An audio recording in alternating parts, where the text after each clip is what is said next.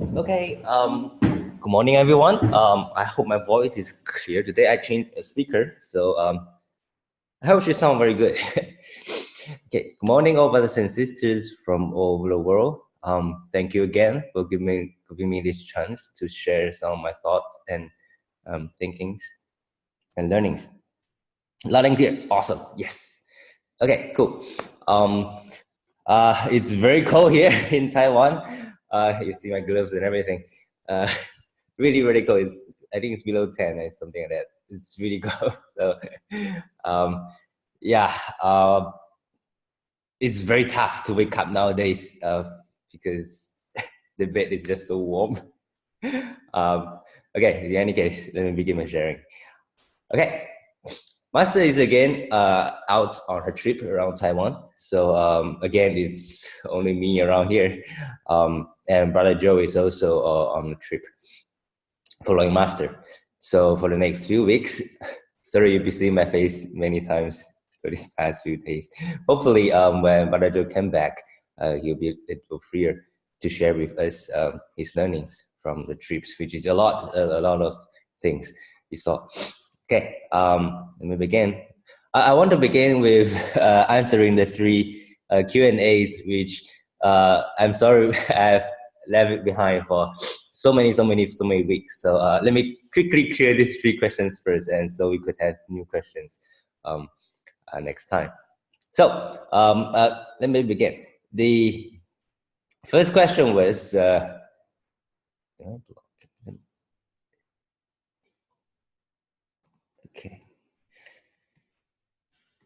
Okay, so the first question goes, so why when we chant, we need to drag one Chinese characters for so long? Why is the rationale behind it? Yeah, I agree. As in many of the chants, we will go like,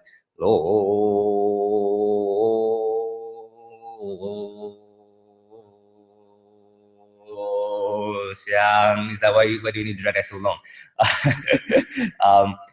Well, in a way, it's because the song is written that way. Yeah. Okay, but actually, I actually really ask one of our Bo masters on this question. As in, well, master rephrase in a different way. In a way that some of our chants are slow, very slow. Well, there are some of the chants that are very fast, and so let's rephrase the question as into why some chanting is so slow.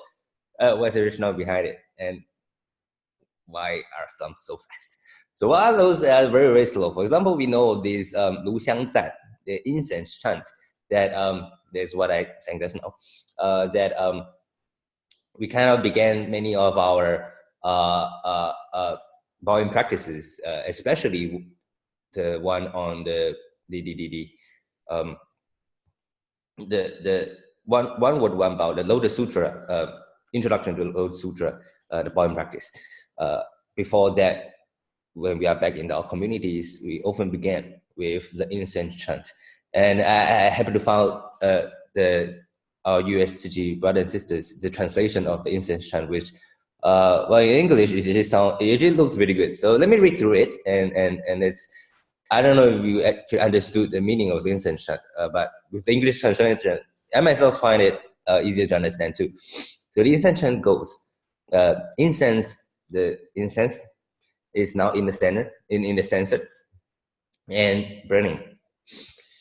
So you can see the fragrance coming up, the cloud, smoke very elegantly coming out. And all the Dharma realm receives this fragrance. Master always says the fragrance is not just the smell from the incense. In fact, the fragrance is a depiction of the virtue, a representation of a virtue. Because there was an analogy where what kind of fragrance, no matter how close you are, no matter how far you are, no matter whether you are following the wind or you're against the wind, there's one kind of fragrance that you will always be able to smell. You'll always be able to experience, and that is virtue. That is virtue. Just like, we just need to see Master personally, or even on the TV. We could feel from all her body, her gestures and everything, words and her facial expressions, everything. Kind of, there was this aura of fragrance, that of virtue, that we will experience when we are in the presence. And that is the kind of fragrance that actually all of us, we all have the kind of aura, in a sense, kind of fragrance that we emit from our whole disposition. And that's why Master, gave us that uniform, gave us all these disciplines, these practices in our trainings, to help us cultivate the kind of virtues from external actions first, and then using these external actions, following the straight lines, or how we eat, how we sit, how we stand, how we sleep. All these, we practice them, and using these external actions, we practice, we cultivate the inner heart to make it disciplined as well, to make it clean and pure, that we follow that we follow the principles of the universe, of the world, following the principles of in between people. And with that, when we do that, when we are able to do that naturally, it emits that kind of virtue and fragrance too, from our actions, from all the deeds, or the good deeds, or the good thoughts, or the good speech that we speak. And that emits a fragrance that everyone can smell. So that's the kind of Dharma, the Dharma realm receives this fragrance. And it says that this sea of Buddhas will gather, and all of them smell or experience that fragrance from afar. And so they gather. And with that kind of virtue and fragrance, we want to invite all Buddhas to come together. In every place, auspicious incense clouds appear. This virtue all over. We kind of pray and hope these auspicious incense clouds appears everywhere. So the whole place is in very calm and serene, in such sincere pieties, where like in our camp, 1,000, 2,000 people together in the auditorium, in the hall, in the Jing hall. And then when everyone is sincere, it makes the kind of aura to the kind of the feeling. When we all pray together, the Tzu Chi, there's the kind of feeling, the kind of aura. It's like there's a combination of all the sincerity of everyone combined. And with that utmost sincerity, we request the presence of all Buddhas. We invite all Buddhas, and there's Buddhas around us. Everyone around us are future Buddhas, and of course, the unseen beings, or the past Buddhas, present Buddhas, future Buddhas. We invite all of them to come together, showing their perfect bodies. And we have all learned the three bodies of the Buddhas. There's the actual retribution bodies. There's the Dhammakaya, the Dhamma body, or the manifestation body, where the Buddha uses to meet everyone. So we hope all these manifestations all comes together into this presence. And at the end is a small little chant: Namo, incense cloud, canopy, Bodhisattva Mahasava. So Namo means homage to all the Bodhisattva Mahasava. Mahasava means great. So great Bodhisattvas. Bodhisattva Mahasava. Great Bodhisattvas. So homage to all these myriad, countless Bodhisattvas, great Bodhisattvas, with sincerity. The incense cloud that covers everywhere like a canopy. The kind of compassion, the kind of sincerity that fills up the whole place. So it's a very, very short chant, but within it actually encompass very deep, very, very, very, very. It's very full content, very deep content in it. And every time when there's this kind of chant, we know there are a few other such chants too. And all these chants, in other words, these chants are also called praises. So in this case, is the incense chant is also called incense praise. So when we use, when there are in this kind of praises, we would, of course, praise it very slowly. It's just like when we praise someone, I know we wouldn't go like, you're good.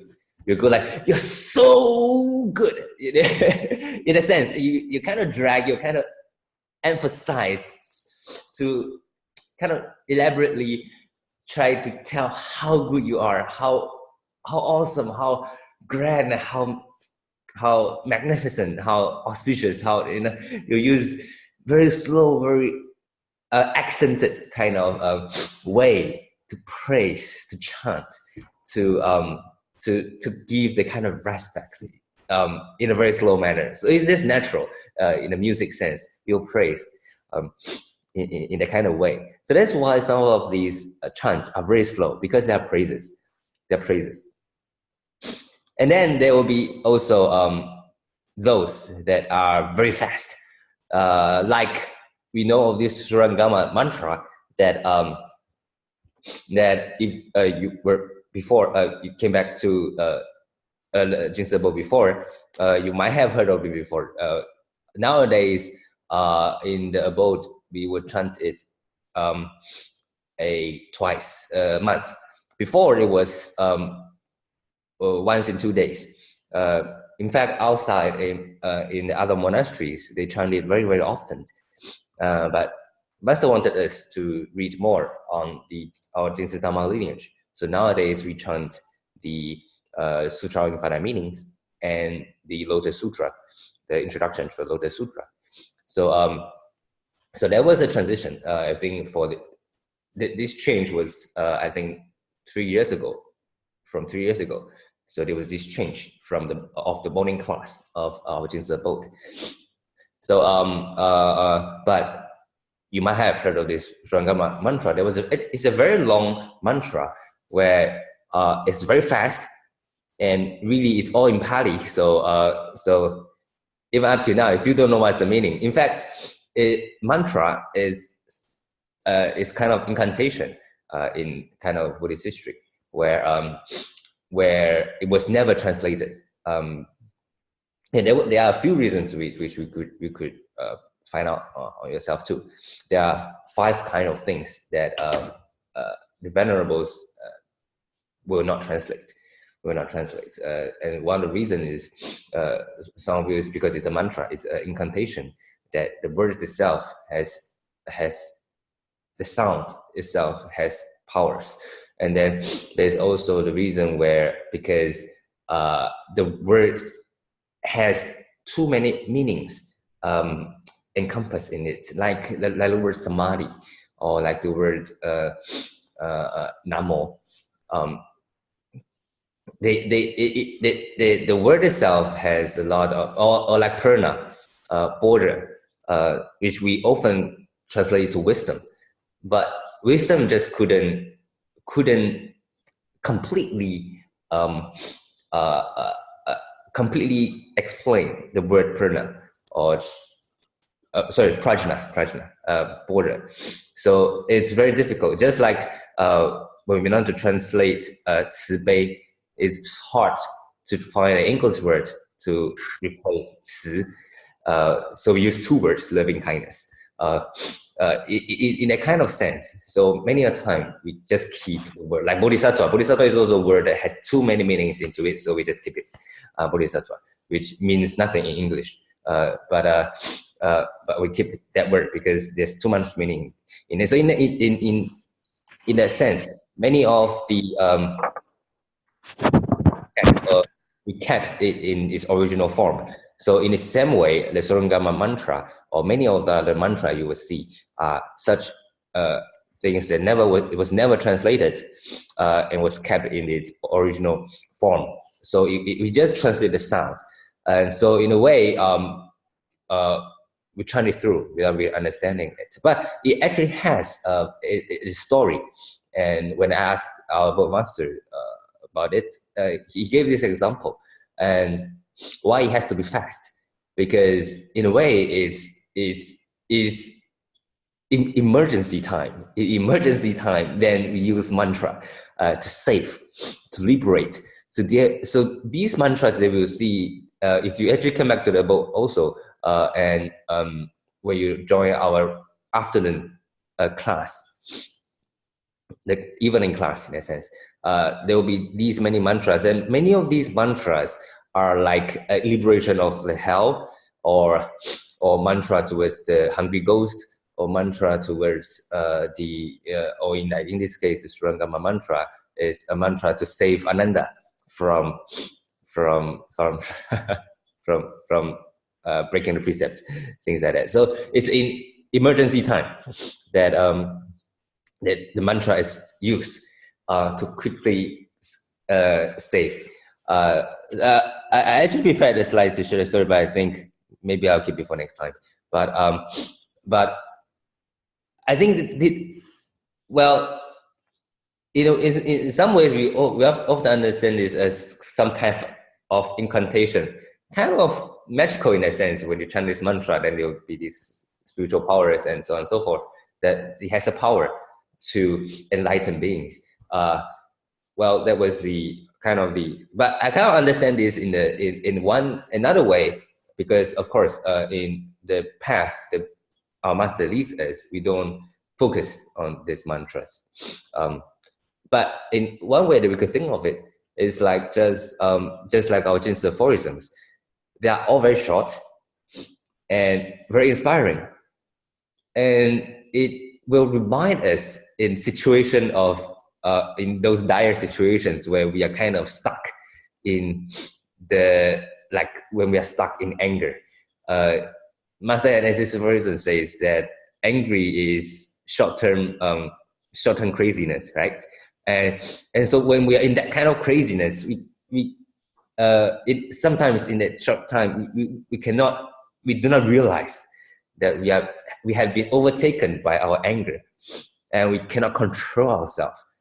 But it's also it's in those moments where some Jing aphorism will pop up in our mind, or there'll be other people around us that will remind us with these short phrases, short Jing aphorisms that will struck into our mind and help us realize, oh, why am I so angry? I mean, it's other people's mistake. Why do I take other people's mistake to punish myself?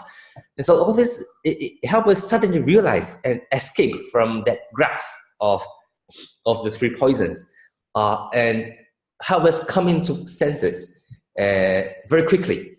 So we take into control of ourselves and help us to be liberated from the situation.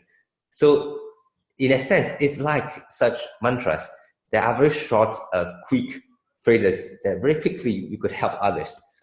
But in our application nowadays, we could use Jing aphorisms to go out and help others, and very quickly help people realize from their dire situations. So that's how I understand this, which I find useful, and I hope to share with everyone. Okay, so that's first question. And then the second was, why do we need to chant? And why not just read and understand the meaning? Which I would agree very much, because sutras are to be read, to be understood, and actually, more importantly, to be practiced, and not just chant for the sake of chanting. But then, so why do we still chant every morning? Well, the meaning is because, well, we could read, we could understand the meaning, but I don't know, as in the nature is we just often forget, and it's although we understand the meaning, but sometimes we need those reminders. We could talk very fluently the philosophy behind, but applying it in our daily life is just another different level. And so morning class is actually to help us in the beginning of a day, to remind ourselves how we should what should be my goal, what should be my aim in life, that I should sustain in these days to come. So in the morning is like making a vow for this day, and the evening class where we chant is to reflect. We chant the things again to reflect upon ourselves. Am I following what I have preached in the morning for this whole day? Have I been following what I've vowed in the morning? So morning vow, evening reflection. So this is the usefulness of chant. And so again, chant is actually in one way is reading together the sutras. So yes, we read, we understand, but wouldn't it be better when we read together that everyone's power? If not, after we read the sutra once, we thought we have read it before already, and so we don't go back and read again. But many a times nowadays, even every day when I'm chanting the sutra infinite meanings, I find that even now I still can learn new things from the sutra. Although already repeated and chanted for many times, but I still learn new things. So don't think that reading once means I already read and understood. It's not because it's just very there's a lot of meanings in it. And every time you chant, maybe you get just this phrase, and the next time I chant, I will get another phrase. So on and so forth. So there's a lot of learnings many times from the sutra. And so every morning when we chant, it's reading together with all brothers and sisters. And that is like we have a company where we do this, and it will help us to discipline ourselves to read the sutra again and again, and many a time we will learn from it. So read it together, that's helping each other. And then also reminder, serving as a reminder to us when we chant. And of course, the whole purpose is so as to put it into action. So you're right. Don't just chant, but also understand. But we chant it every morning to help remind ourselves so that we can put it into action. So it's important in that way. Okay. So it's not in the chanted how many million times, but it's really to understand it many times. Okay. So the question goes like, Brothers and King, this is from the sutra. In any place where the sutra is spoken, read, recited, written out, or stored, one should build a stupa of the 7 jewels, making it high, broad, and adorned. And it is not necessary to place sarira in it. So this is from the chapter 10 of the Wondrous Lotus Sutra, and then which talks about how the Dharma itself encompasses the whole body of Buddha. So that's why when someone recites or chants or practices the Lotus Sutra, then there's no need to place like a body sarira or the tooth sarira or these kind of material things in that tower anymore, because the Dharma itself already encompasses the whole body of the Buddha. So how do we apply that in the context of the present world? Like over here, we are doing this Dharma online sharing. So how do we place a stupa on our Zoom? Well, again, let's not understand this too literally, because this stupa that we're talking about is really, it's really like a metaphor. I understand it like a metaphor. Is this grand manifestation that is accumulation of all the goodness.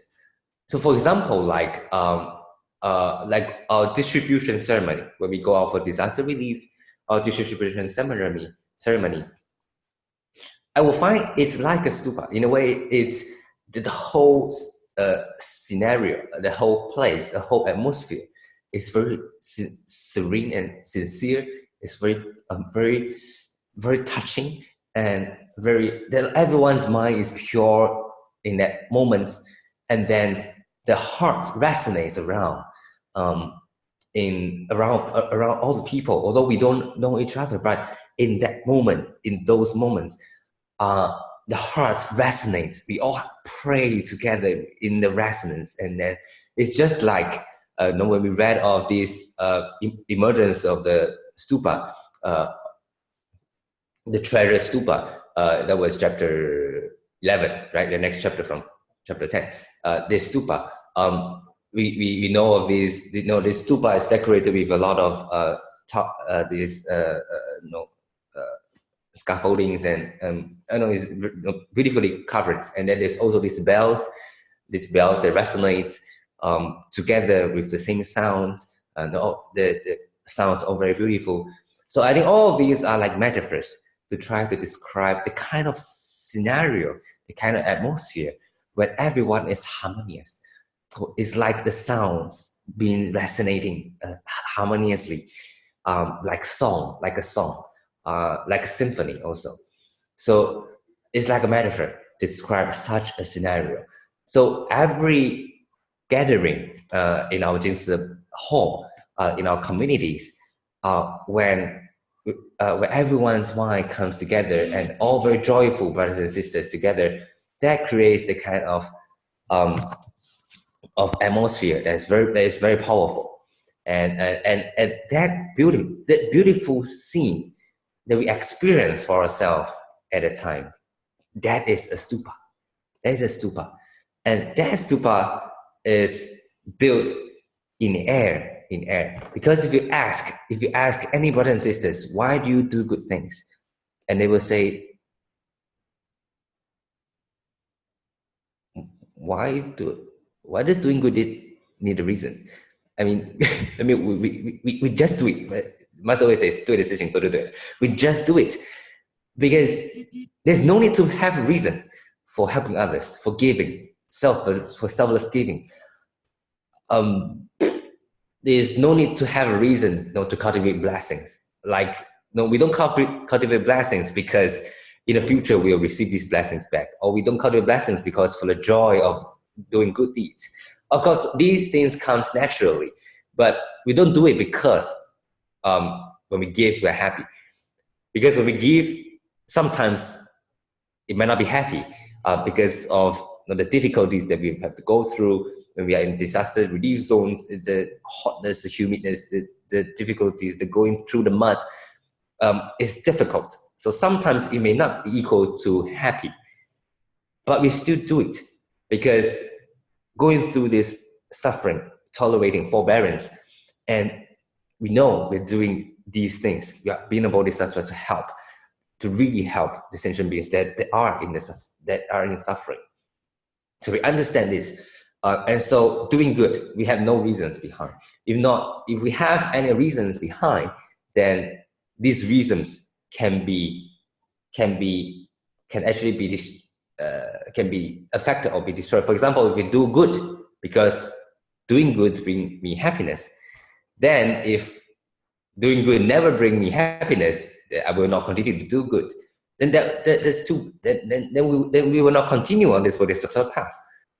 And so that's why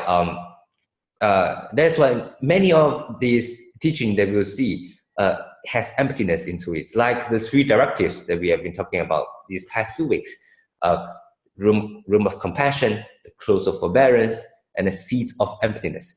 So we see that the basis of everything we do, the compassion and the forbearance, is based on emptiness. Only when we are based on emptiness, then we will not be destroyed. That nothing will stop us, because emptiness cannot be destroyed, right? No matter how you wave at air, you cannot destroy emptiness. So emptiness, in a sense, is the strongest thing because it will never be destroyed. So in the same way, our vows will be generated from such a state that there's no need to have a reason to walk the bodhisattva path. We just walk it because, well, there's no because. Yeah. and then there will be no way that can be destroyed. And everything is built on this. So that's the kind of stupa that we are talking about, that floats on the air. And that stupa is really beautiful and very magnificent.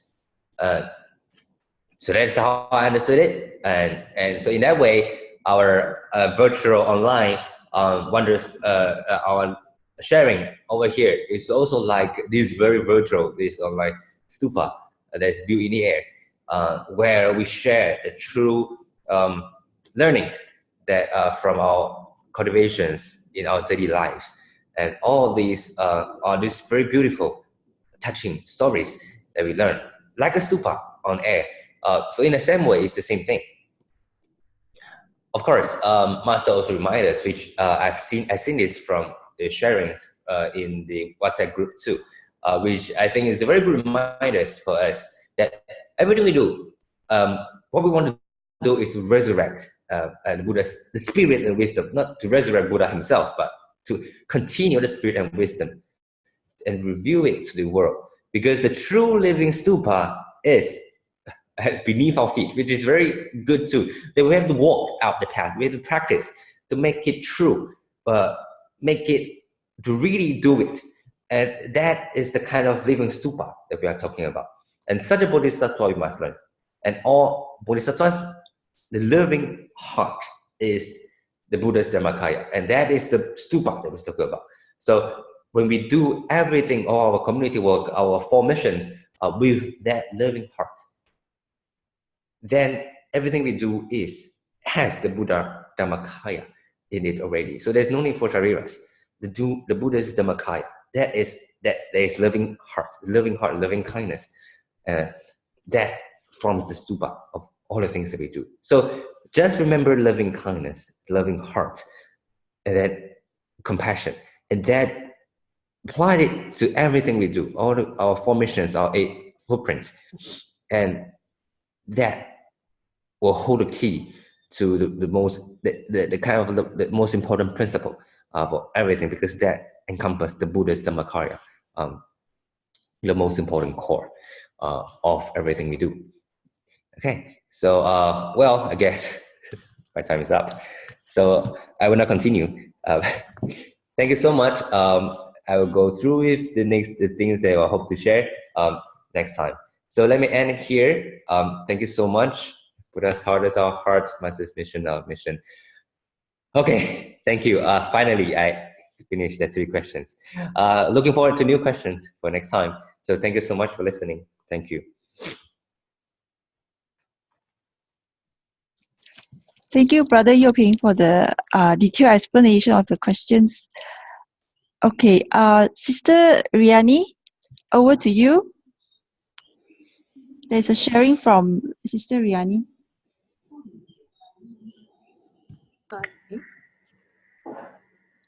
Sister Riani? Can you hear us? Good morning, brother and sister around the globe, and good morning, Brother Yoping. This is Riani from Sabah. Now we want to share. Sister Riani will share first, then after that I will share.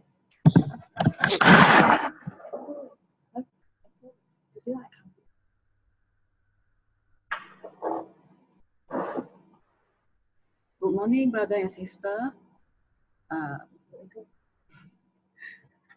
Today, actually, I would like to share about my experience in Tzu Chi.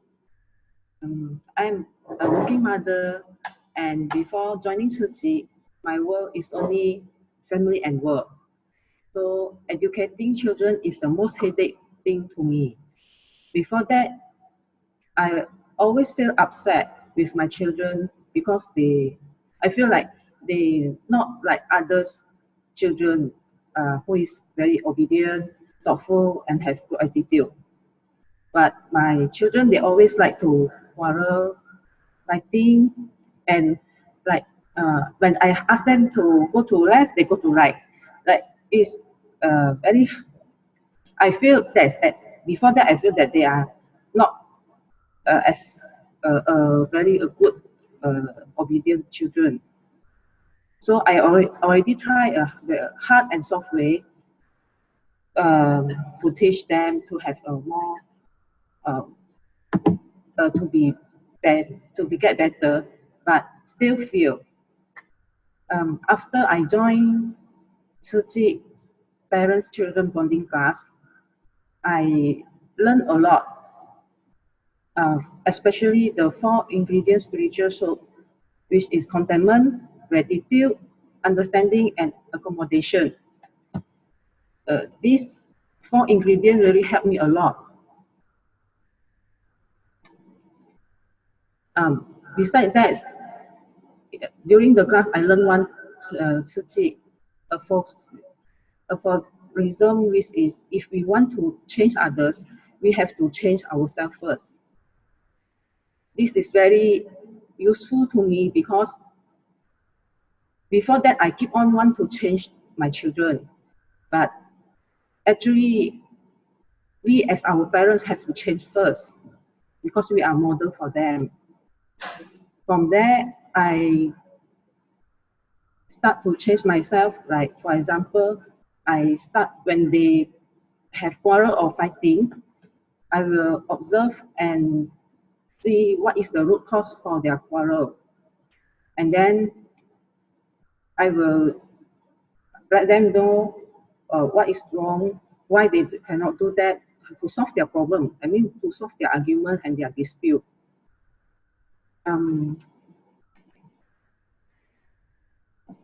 I also, actually, after joining Tzu Chi for 4 years, I did join several activities. Like for example, home visit, joining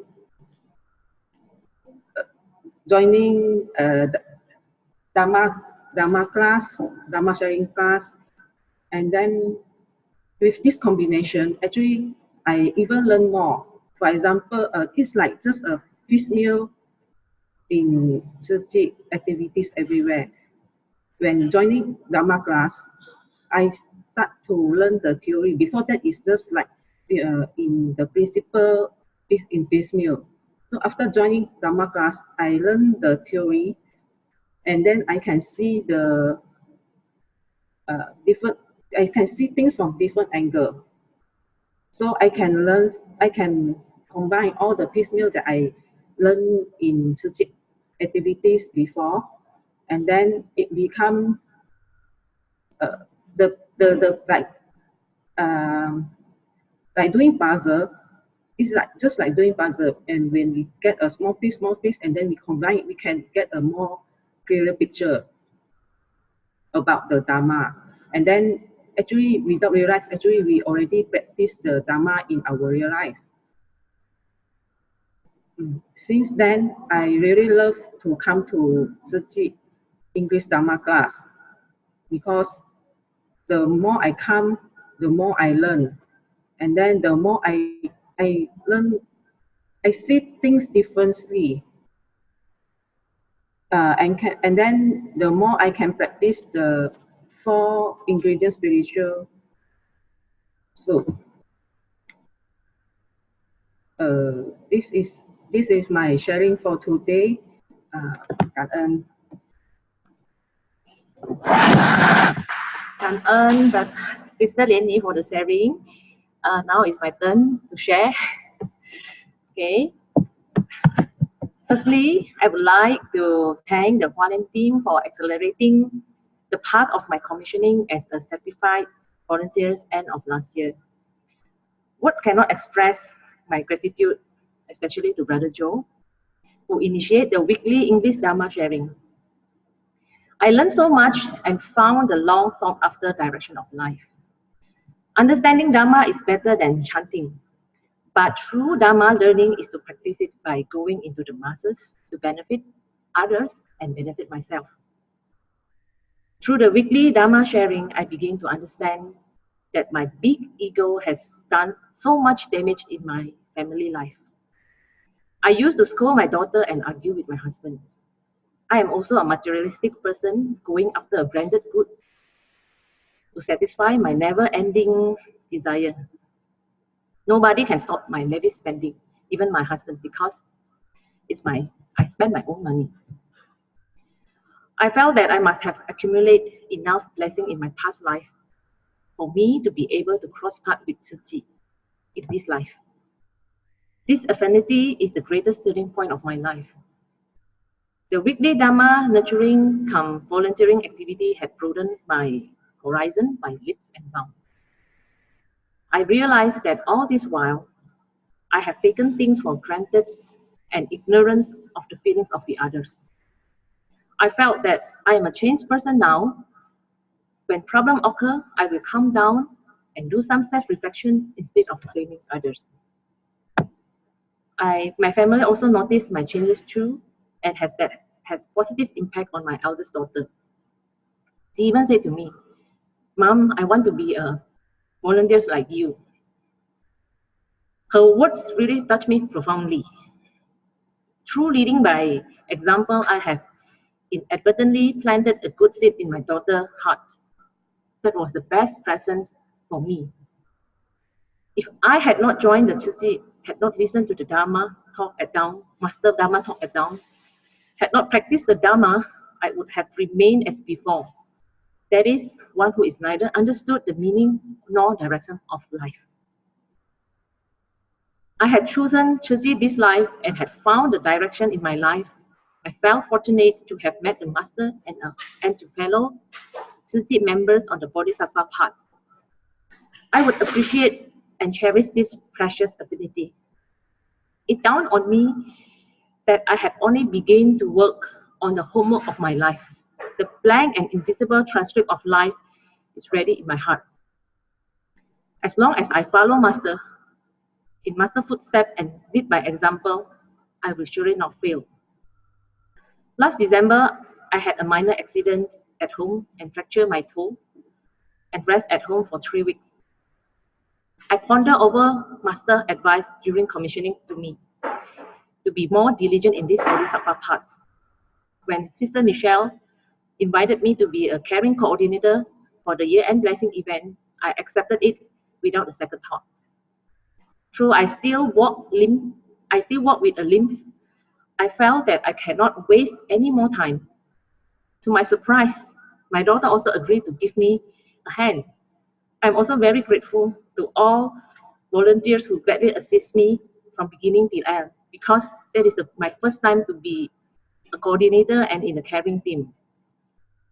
With the continuous guidance and support from all brothers and sisters, it gives me strong courage to move on this Bodhisattva path, because whatever challenges that may come along the way, I know I can count on you all.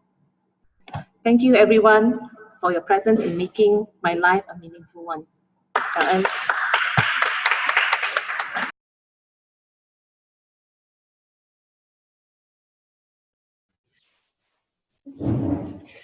Thank you all so much for the two sisters sharing. It's really, really congratulations. It's very happy to hear.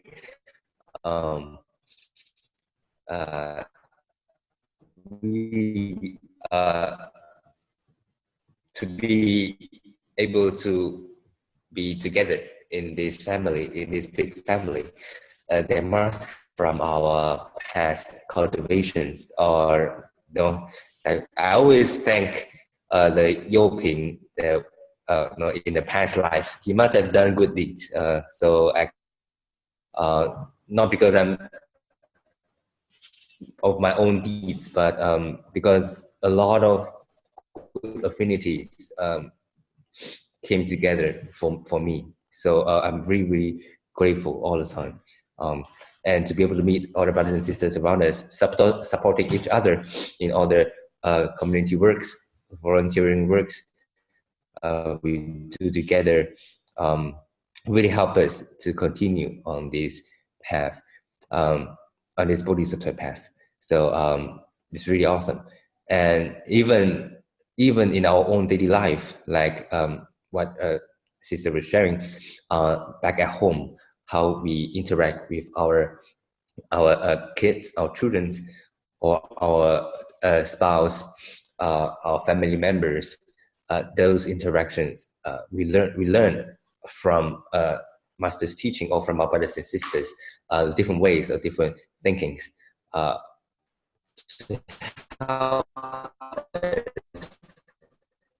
To become a better self, like what actually helps to create the kind of atmosphere that would help others to become an affinity to help others to change as well. So I think really, Sister is a really wisdom mother to be able to apply Master's wisdom in your life and then to think on the shoes of your kids, that, like what you say, to actually be able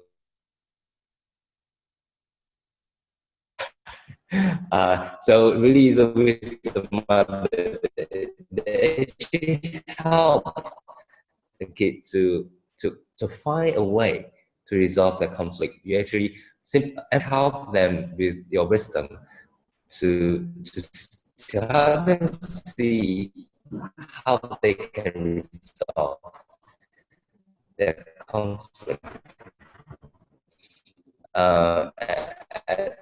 And really, that really needs a lot of wisdom. And I want to share also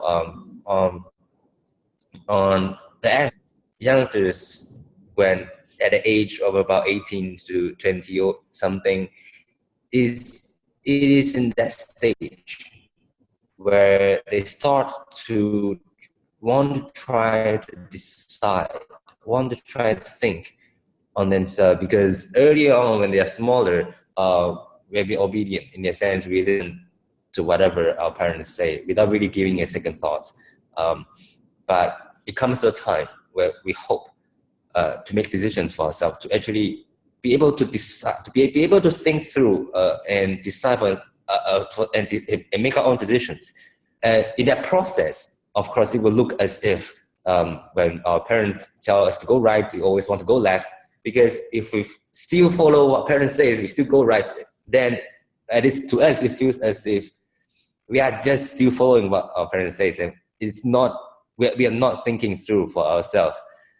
And so in a way, we want to try different ways to see for ourselves why this is wrong, or to see for ourselves why this cannot work. Because in our own logical thinkings, we will think that, well, what the path that our parents say is right, which we agree.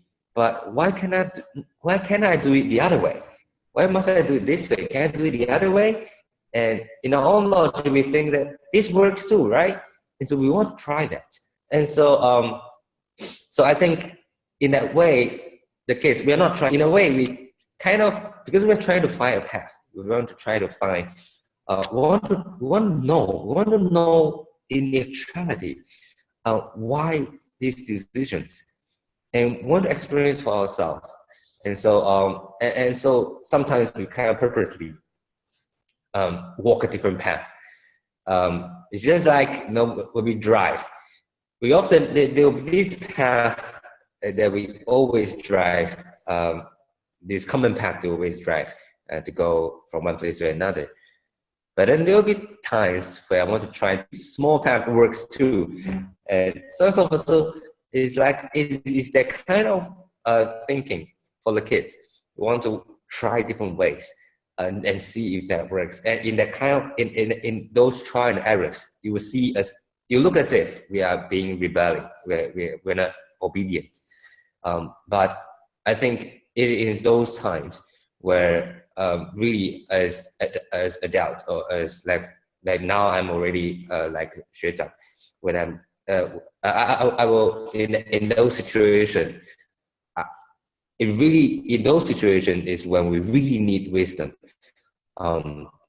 We shouldn't be, again, you know, keep following the route or the core, the path that we always, as in upon our mind, and then use wisdom to help our children to see how the other path they walk,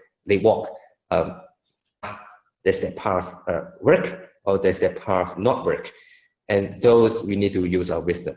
And if that other path actually could work, then we should help our kid to make that path that they choose work. Because actually there's no path, there's many paths towards the same goal, and all of those can work, just that they might have different pros and cons. So actually in the same way, when we, in our community, when we do our volunteer works, when we are making decisions as a group, we can think of it in this same way too, that there's no best way, because every way has its pros and cons. So when brothers and sisters have different ideas or different thinkings, that must be because they are thinking of the pros in the plan that they have. Though they have its pros too, and those are the things they are thinking about that will help to meet the same goal as well. But in our own ideas, we also have another plan that has different pros, but that also help us to this, has its pros and cons, but both are actually trying to go towards the same goal. And we got to believe in that, because everyone, all our brothers and sisters, when we come to Tzu Chi, we all have the same goal only. We're only here to help. We're only here to make the world a better place. And that's our same goal, to purify people's mind, to make a harmonious society, to reduce disaster in this world. Then we come here, and we are all very sure about that. If not, we won't come over here, because using our own time, taking our own money to do these works, it must have been because we just want to do good. And so I think that believing in the love in every people, that is important, and that's the basis of discussion. So that foundation, that everyone has love, that everyone, we're here to do good. We have a lot of different plans, and those are like the wondrous existence that comes and goes, that has countless thousands, hundreds, millions of different forms, and these forms comes and goes, and they all have its pros and cons, because the truth is the emptiness, is the principles, they are empty. And everything that has form, the plans and those things, they are already kind of like a manifestations from the truth. So in itself, there will be pros and cons, because it's already kind of away from the truth to make it into a form. So there will definitely be pros and cons. So many ways, different ways, there'll be the different pros and cons. And so what we need to do, instead of taking too much time in quarreling between whether plan A or plan B, instead try to look out for the pros in both plans, and then see how we could combine those two. Or if we couldn't, then just decide on one, and then eliminate the cons. And often often I will remind myself to let go of my ideas first, and try to see other people's idea, and then see how I can help to make the idea work, and also how to reduce the cons of that idea. And because I know that path will work also. And so I will do it in that way. And when I do it in that way, first, because I really let go of my own idea, so I don't feel bad, I don't feel sad that my idea is not applied, because I myself let go of it. It's not that other people doesn't agree with me. It's I let go of my own idea first. So let go of ourselves. And the second benefit from it is that actually by 成就, as in like by helping our brothers and sisters to achieve, to accomplish the plan that they have, the ideas that they have, brings us closer together. Imagine if we just so stubbornly fixed on our own idea, and always thinking that my idea is the best. We must do it this way because blah blah blah blah, and always thinking of our own idea. Then of course there'll be two situations. One is people agrees, they follow. The other is people doesn't agree, and many of the time is people doesn't agree, and then that will make our group become further and further, and then we cannot work together. We cannot we cannot work in a harmonious way. But in fact, actually, many different ways can work. And so why not try the different ways, let go of our own ideas, help to make other people's ideas work, make the first step, the initiative to follow other people and to help other people to make it work. And when we help other people to make their idea work, to help to, when we, for example, when we know the plan will have such cons, will have such disadvantages, or such or some of the gap, when we help to eliminate those mistakes, when we help to solve those situations, imagine how that people will feel. I'm sure that brother or sister will feel very glad and very grateful that we have so many people to help him or her to realize the plan, and it actually even help him or her to solve the cons, to solve, is there another word for it, to solve those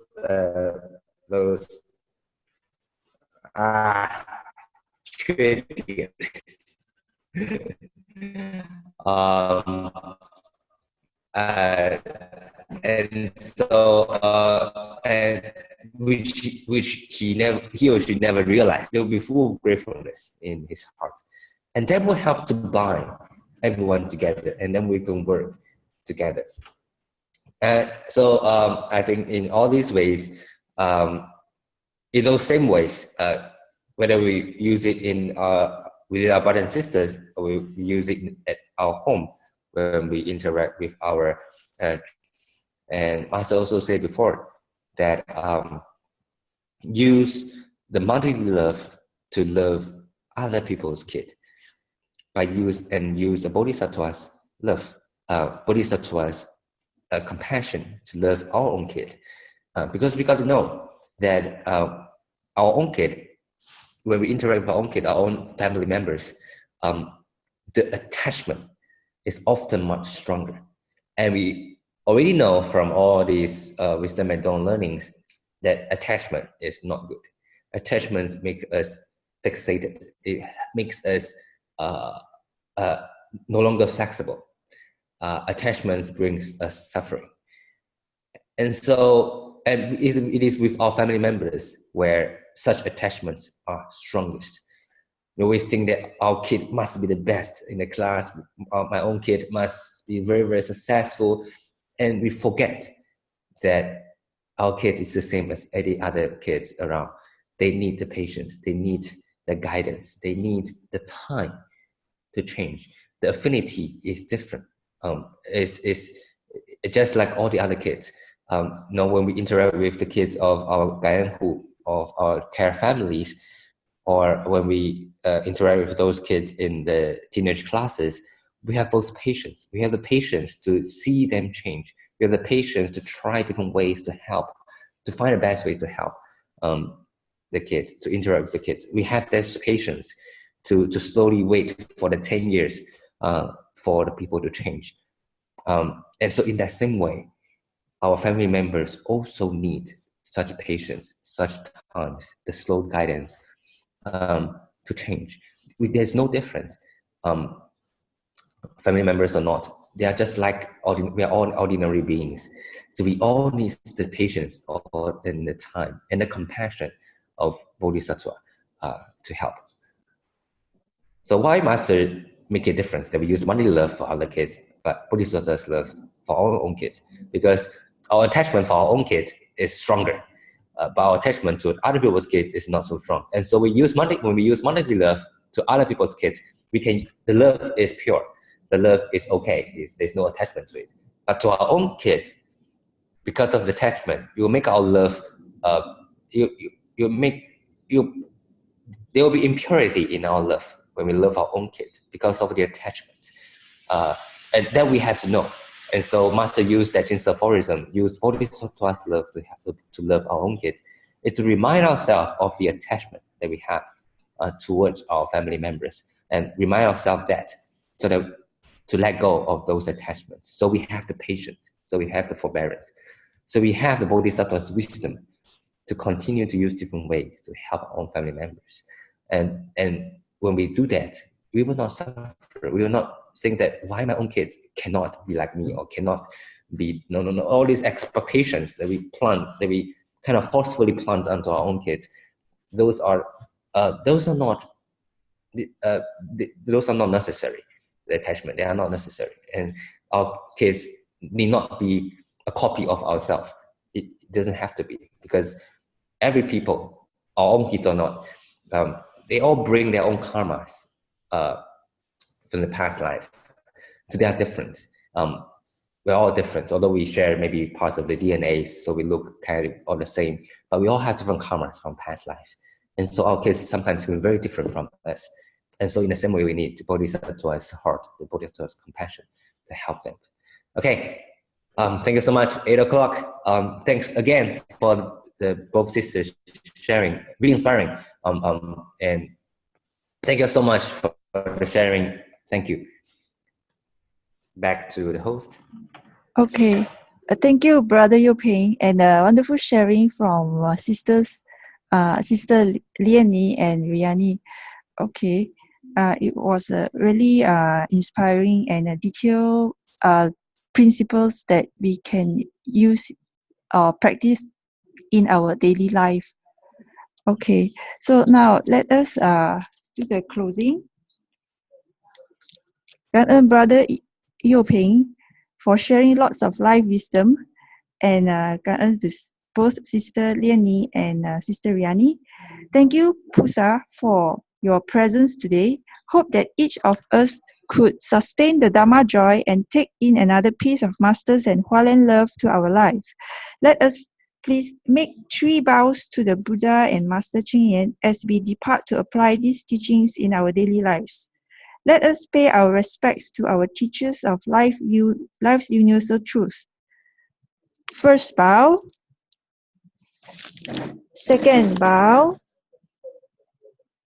Third bow. And a bow to our beloved Sifu who could join us today. Okay. Goodbye. See you again next week. Bye. Bye. See you everyone. Bye bye. Have a good day.